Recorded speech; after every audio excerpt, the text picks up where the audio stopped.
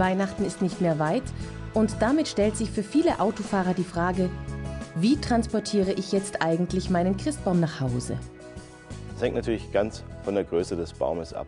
Einen sehr kleinen Baum lässt sich natürlich im Kofferraum eines Fahrzeugs transportieren, da möglichst auch dafür sorgen, dass der Baum nicht in den Innenraum fliegen kann. Das heißt, Einsatz von einem Trenngitter oder die aufgestellte Rücksitzlehne ist hier mehr oder weniger Pflicht. Der Baum muss natürlich auch hier gesichert sein.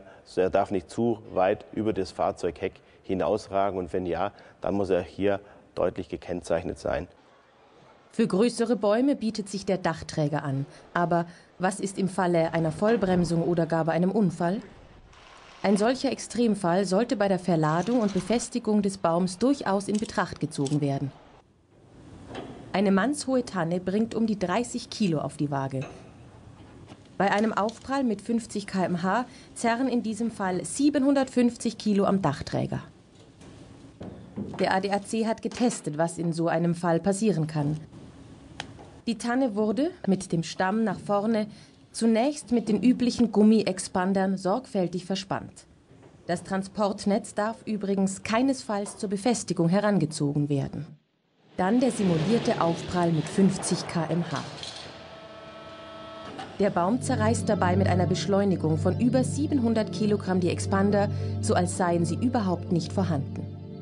Schon allein ein Bremsvorgang, ein kleiner Bremsvorgang kann hier dafür sorgen, dass es wirklich zu einem Geschoss wird. Das heißt, er trennt sich vom Dachträger und ist dann ungesichert und kann hierdurch andere Verkehrsteilnehmer gefährden.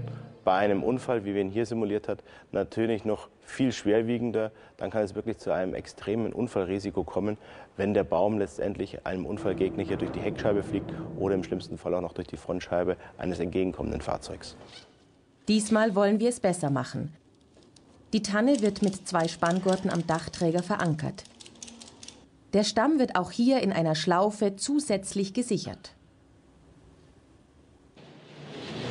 In diesem Fall bleibt der Baum an Ort und Stelle.